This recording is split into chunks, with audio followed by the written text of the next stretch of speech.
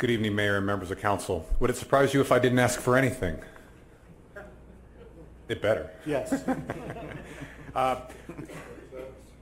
will say this. I, as a department head, was asked to bring a staffing proposal to the council on what it would take to run our department efficiently. I will say I did not make this proposal based on a money is no object type of theory. If I did, I would have asked for significantly more. What I'm bringing to you today is what I believe is reasonable based on our near future financial situation, as well as things that we could continue to grow and make this happen in the near future. So I'm going to go down the numbers also.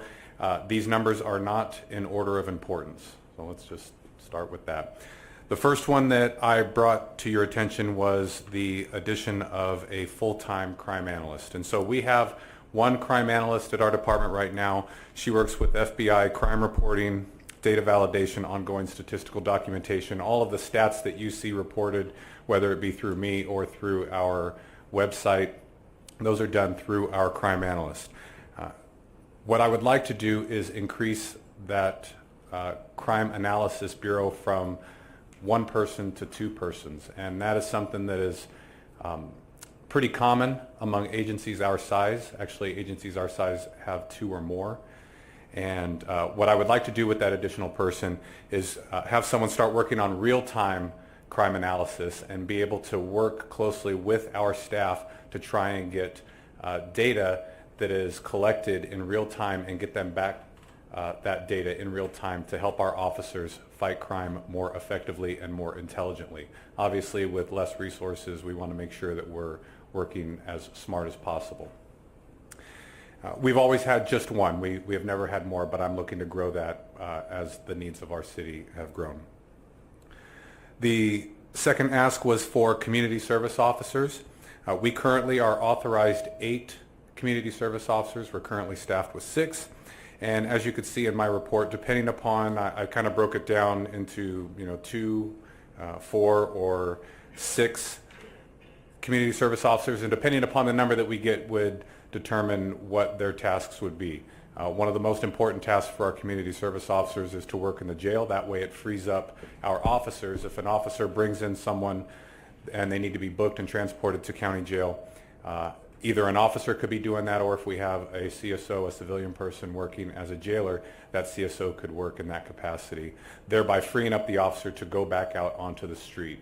Obviously, I think you all know that our county jail is in Martinez, and so if we have a police officer who has to take someone to county jail, that officer is off the street, upwards of probably an hour between the commute to Martinez and then the time waiting to have that person booked into county jail and then the drive back. So to utilize a CSO would free up officers and have more officers out on the street. If we had more, we would go to a manner in which we use our CSOs out in the field. And this was something that we used to do prior to the economic downturn, where we had our CSOs who would work on a low priority call where a report was possibly needed or maybe service needed to be provided, but there was no suspect information or intended danger or anticipated danger in that call. And that too freed up officers to handle the more higher priority and more dangerous calls. Just to give you an idea of what we used to have pre-recession, we used to have 20 CSOs, and currently we're authorized 8. So the ask of 6 isn't even bringing us up to where we were in the past. I'm also asking for 2 additional records technicians. So right now in records we have 1 supervisor, 1 lead, and 4 full-time police records techs. Pre-recession, we had 1 supervisor, and there was a different title back then. They were secretaries, but we had 1 supervisor plus 9. And right now we're operating with 1 supervisor, 1 lead, and 4 police records techs. And then obviously with more police officers, there's more reporting and administrative functions that need to be handled.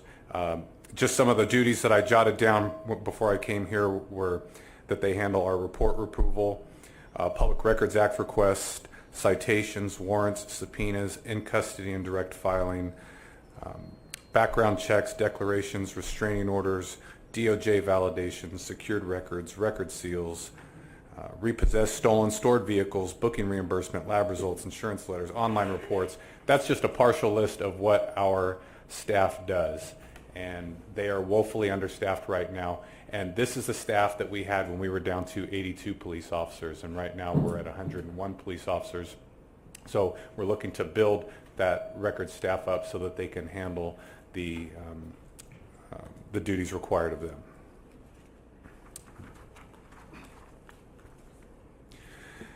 Next was an office assistant in animal services. So right now we have one office assistant authorized for animal services. This is the person who works the front counter. And if you've ever been in our Animal Services Bureau or know anything about it, it is a high volume department within the city. And to have one person working the front counter is just not providing adequate service to the people who come in there. Oftentimes there are long lines. And we're dealing with people not only at the front counter but on the phone. We're dealing with animal licenses. There's a whole host of duties that go along with that office assistant position. And if that person is sick or on vacation, then we have no one working it. And if there's no one working the front counter, then those duties need to be handled by either animal care attendants or animal control officers or even the supervisor. And so to have two people there to manage that workload, and then even have just one if one of them is off on vacation, would make the service level that we provide our citizens at the shelter that much more better. I've also asked for 3 full-time animal care attendants, and so right now we do not have any full-time animal care attendants. And just to kind of explain what an animal care attendant does, they handle a lot of the responsibilities inside the shelter as far as feeding, enrichment activities for the animals, laundry, dishes, cleaning of the kennels, all of the things that happen within the shelter. Right now, those are being accomplished by 10 part-time or half-time animal care attendants. And the problem with that is we see a high turnover rate, and then there's training associated with bringing someone else on, as well as the time that it takes to bring someone else on. So what I'm looking to do, if we have 10 half-time people, that's the equivalent of 5 full-time employees. What I'm looking to accomplish with 3 full-time ACAs is create some more consistency, some better trained ACAs who could provide training to the part-time help, and have 3 full-time ACAs with 4 part-time ACAs, still coming to that kind of 10 FTE status level, but with more consistency and better service in the animal shelter. And then the last thing on this list is 11 additional police officers, and this is a conversation that we've had regarding police staffing in Antioch.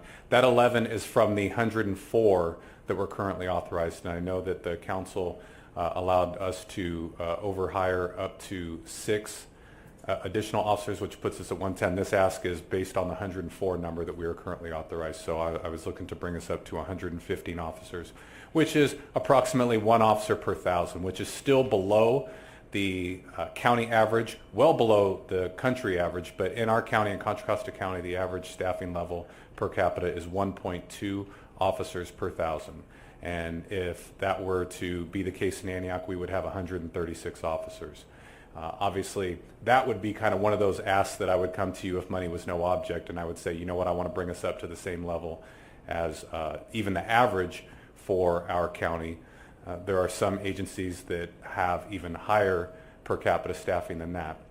But to bring us to 115 officers, not quite the 126 officers that we were pre-recession, but it would be a good start and a way for us to make an impact on the crime in our community.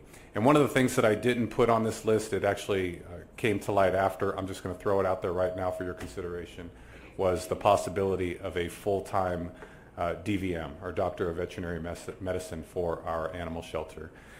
It's a position that we originally brought in as a part-time position. We're on our 2nd DVM right now, and that person has recently given notice that they are quitting and going to work at another agency full-time. And so I think if we were able to possibly get a full-time DVM, we might find some better consistency and service for the animals in our shelter as well. So with that, I will answer any questions. I had one question on that. Right now, from a CSO standpoint, you say we have 8 budgeted, but we only have 6. Did I hear that right? Yes, that's correct. We had one that we actually hired as a police officer, and so he's working on the street for us as a police officer, so that created one vacancy. And then we had another CSO who quit and went to another agency. We have already started the recruiting process, and as a matter of fact, we just had oral boards for those applicants yesterday and today, so we're in the process of backfilling those. Awesome.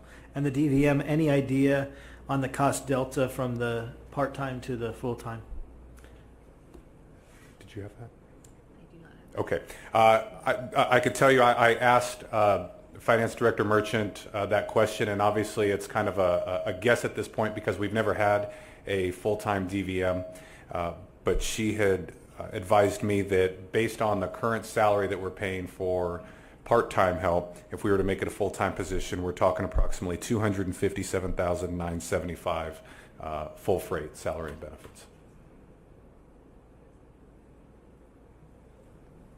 Other questions, comments? Mayor Pro Tem Motz.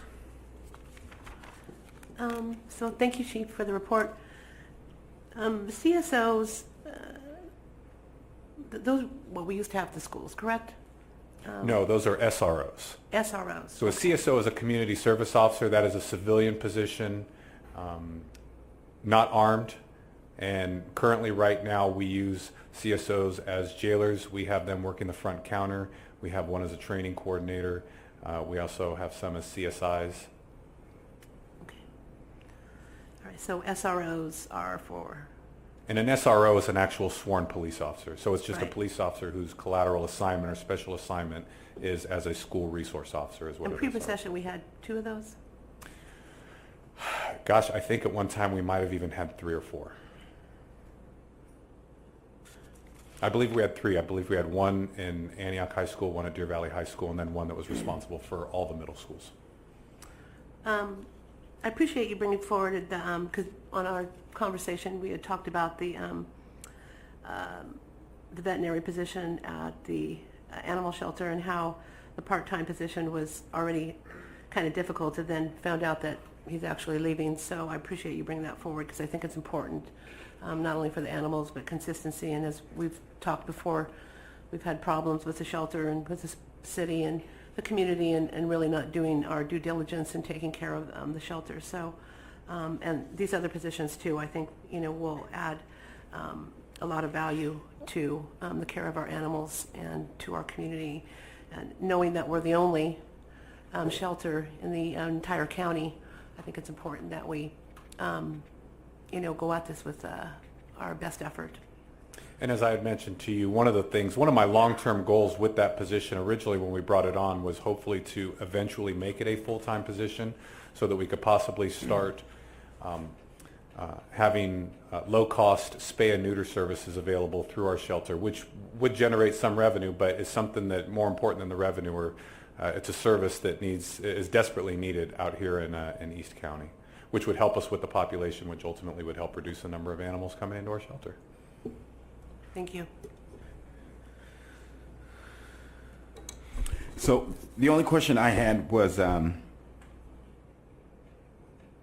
asked you in the email, and I asked for us the same thing about code enforcement, but maybe the way I phrased it wasn't as clear because you guys came back with the same answer, which I liked. But I was asking specifically annually how many police officers we've had staffed since the passage of the original sales tax measure.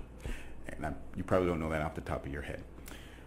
Well, actually, I could tell you, it's a moving target. Right. And so if you're looking for an average, it depends on any individual date, and for example, I could give you a number today and then someone could quit tomorrow and then that number changes. Right. So, no, I just wanted to understand on average how many folks we've had as police officers annually, and then to kind of determine how long did it take us to get from 82 police officers to like 92 to then 100, and we're about to be at 102.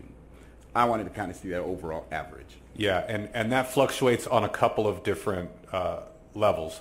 One on the hiring, and I could tell you that since Measure C, we've been averaging hiring about 12 officers a year. So some years are a little bit more, and some are a little bit less. But I could tell you, on average, we've hired about 12 a year. The other factor then is attrition, because some years we had more people leave, whether it be through service retirement, medical retirement, or they went on to another career in law enforcement or outside of law enforcement. We had some years where we had more attrition, and then some years that we've had less. One of the things that in our foreseeable future, and I'll mention that some of that attrition we can plan because we know it's coming, and then there's some attrition that we just don't know about. Right. So in the near foreseeable future, there is no planned service retirements ahead of us, and I think the number of officers that we have leaving through attrition has reached a point where it's starting to subside and slow down. Right. So I personally, I would rather understand the historical trend, so that I can have a better understanding of what the average looks like as we get to 110, 115. Because from my vantage point, we've had a lot of rollover money from the police department. Mm-hmm. And so that's money we could have committed in other areas. And so if there are ways where we can trigger new authorizations for increasing the amount of authorized police officers we have, I love that, because then we can temporarily use that money for other places.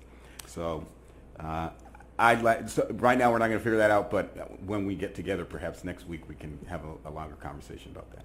I could show you that. And then I will also say that based on the pipeline in the recruitment process that we have right now, what I'm looking at, barring unforeseen attrition, us being able to reach 115 police officers before the end of this year. Right. Actually staffed. And so I know that in years past we've seen salary savings through unfilled positions. I think we're going to start seeing less of that as our staffing continues to grow and as we continue to keep those positions occupied. Right. But what I'm going to look at is the historical trend, and that's just for me, because that's going to be very important for at least whatever recommendations I make. Councilmember Overton.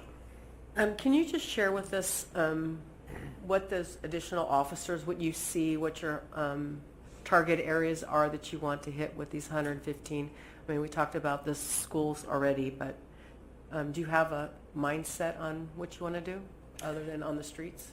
One of the first priorities for me is growing our traffic unit. I could tell you that probably the largest complaint that I receive on a regular basis, and I see it as well, is traffic violations in our community. We have a significant number of accidents, both property damage only as well as injury accidents in our city. Currently, we only have a traffic unit of 2 police officers. In years past, we used to have 4 plus a supervisor. So one of the first things I would like to do is allocate resources to our traffic division so that we could try and get a better handle on the traffic violators in our community. I would also like to start implementing more, maybe look into a community policing model that we used to employ, again, back when we had 126 police officers, in which we have officers dedicated to some of the higher crime areas to work without the burden of responding to calls for service throughout the entire city, but just to be assigned to that higher crime area so that they could come up with long-term solutions and work on reducing the crime in those particular areas. I would like to bring that program back as well. Just a question on the CSO officers, the community service officers. Would they be working, or could they be working hand in hand with the code enforcement? Working together on the homeless issue, not necessarily the blight, but on the homeless? Well, I'm sure they could be working, and actually we do have some community service officers that work with code enforcement as well as with our police officers. I'll tell you, one of the things that I would like to do with an additional community service officer is try and start, I think a few of you are familiar with this program, a crime-free multi-housing program that works with particularly rentals within our community, and try and work with property managers to try and reduce the crime drug sales, other things that occur in rental properties. And so our CSO, I'm sure, if we were to start that program, would be working closely with our code enforcement. Okay, thank you for your report and thank you for time. My last comment, Chief, thank you. When I first got on as mayor, I looked and the question I had, not just with the police department, but with every department, is why are we paying so much more and getting less, right? Why are we paying more and have less employees? And what we see in every single department is a larger percentage of the general fund money going to pay for retirement. And that's where we started our conversation tonight, was on our unfunded liability. And that number keeps going up every year. And so we keep talking about, where we were pre-recession, we're paying a larger and larger percentage of every one of our department budgets into retirement. And so we're seeing those, they deserve their retirement, I'm not saying, but that doesn't get us anybody on the street. For our police, it doesn't get us anybody in.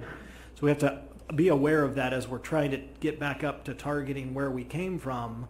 We have to understand that back then we weren't paying as much into that fund, and that's every single one of our departments. So we have to, as we go through the budgeting process, understand that. We are at 6:25. We're nowhere near going to be able to get through all of our departments. So I'm thinking we could probably get through information systems and economic development and call it. Now, we an evening. also have public requests to speak for the public. Why don't we go ahead and do that now and then see how much time is left after that? Chief, thank you.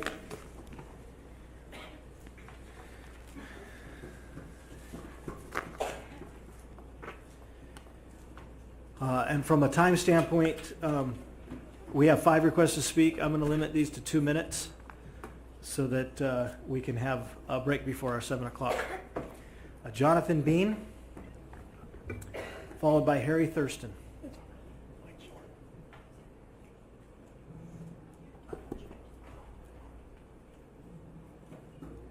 Well, if Jonathan's not here, I'll give you your full 3 minutes. Harry Thurston, followed by Christine Clark. First of all, Harry Thurston, I'm a citizen of Antioch. I'd like to thank all the public people here for their time and their service, especially the City Council and Mayor for your service. And thank you for allowing me to speak. I want to speak about my wish list for Measure W, which came through. I think it was really good to hear the chief talk about this. It was good to hear about the talk about code enforcement, because that's 2 of my main areas. I want Measure W to build community in Antioch. That's what we need in Antioch. And if we build community, things will start to get better.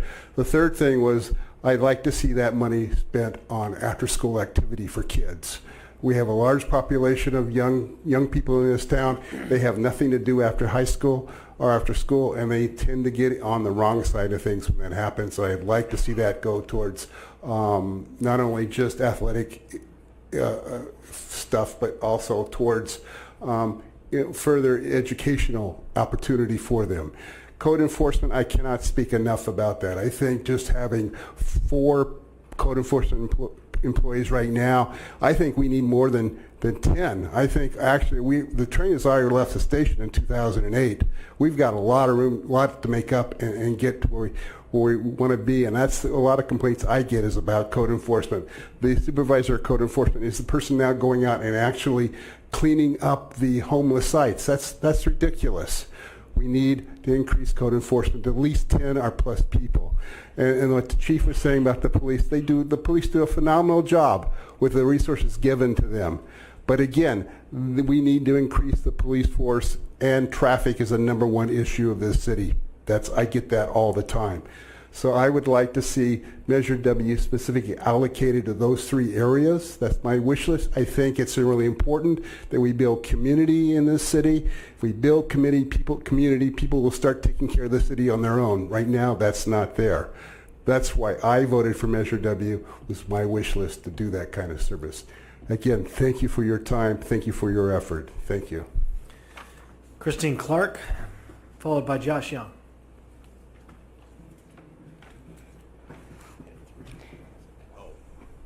Good evening, Mayor, Council, and staff. My name is Christine Clark. I just have two of ECRG members with me. I'm an Antioch resident in the Rivertown District and a proud member of the East County Regional Group. I'm here to raise just a few questions for your considerations, or a few items for your consideration as you begin budget discussions for the city. First, in regarding Measure W, the ECRG helped advocate for Measure W to bring more capital investments and programming to Antioch. We appealed to the City Council to invest this funding into programs that are culturally appropriate, park-based, and focused on children all across Antioch. With Measure W, our council has an opportunity to create a budget that will foster optimal childhood development, successful lives, and a thriving and whole Antioch. I would like to mention a great example of how Measure W funds can be used. As council is aware, the ECRG and community have worked for years in partnership with the council to continue improving Contra Loma Estates Park. Last year, council approved funds for new basketball courts that were set to be installed this fiscal year. The community is waiting for these basketball courts, and we are excited to inaugurate them soon.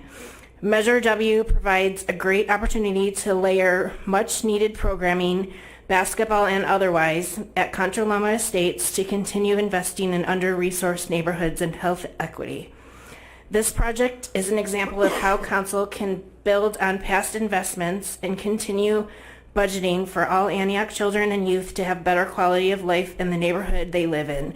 It is also an example of how Measure W funds can work with other grants, such as those in partnership with First Five, to promote programming for all ages in all communities. We know that the best way to create a safe,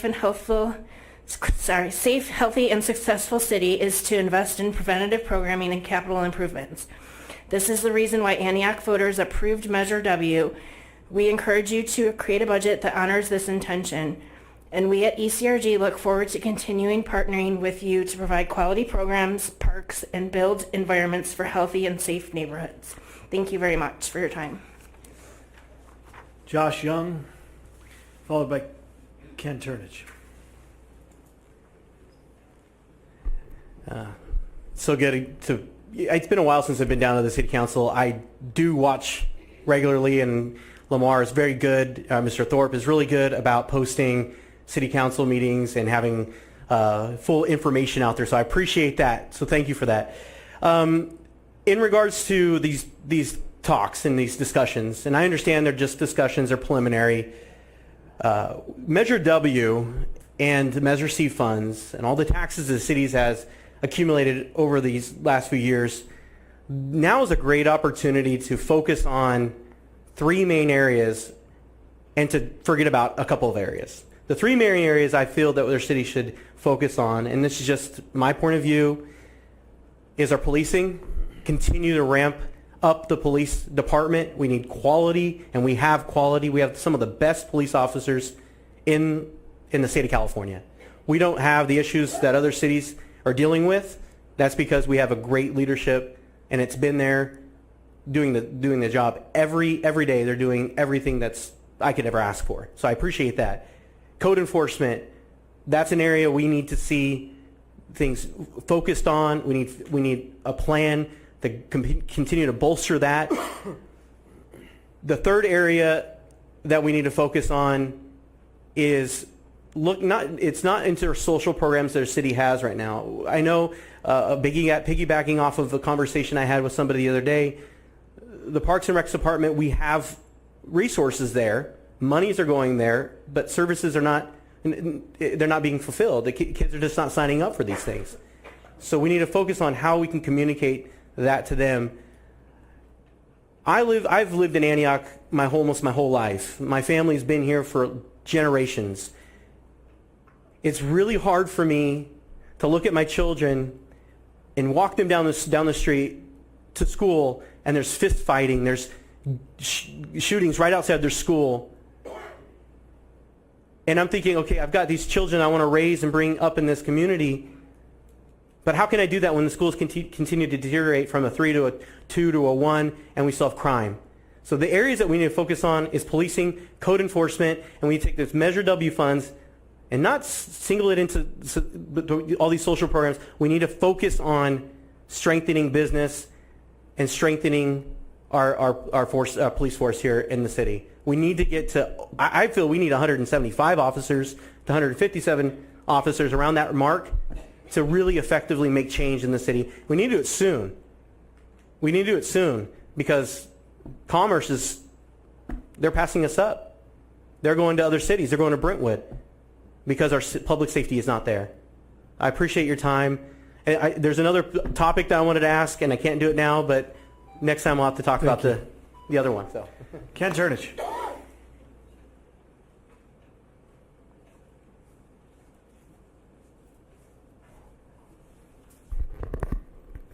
Hello, Council and Mayor. My name is Kenny Turnage. I grew up here in Antioch, lifelong citizen.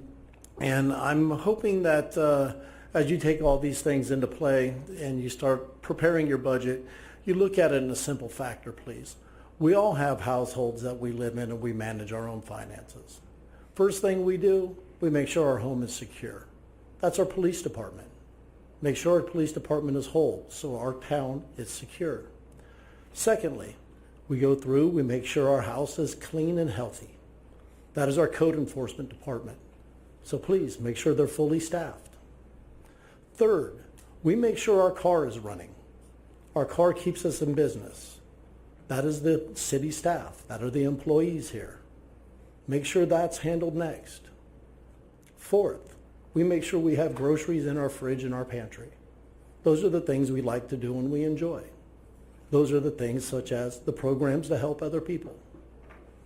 Those are the things and the way that we look at it when we're setting up our household. Let's please set up our city in the same manner. So we are secure, we are clean, we're able to continue this, and then we're able to eat. Thank you. Thank you, everybody, for participating. We will adjourn the closed session. Hey, okay. Oh. Quick, I just wanted to point out, so the mayor and I have we're on the Youth Services Task Force Ad Hoc Committee, so on March 5th, we will be having almost an all-day event where we will have an introductory to youth programs. We'll have a panel discussion at 8 a.m. 9:15 we'll move to hearing from our school principals. Then we will be hearing from the faith community at 10:30, I believe, and then at 12:45 we'll be hearing from our gang unit over from the Antioch Police Department. So we have a day full of panels, and then March 21st we'll be hearing from parents and teachers.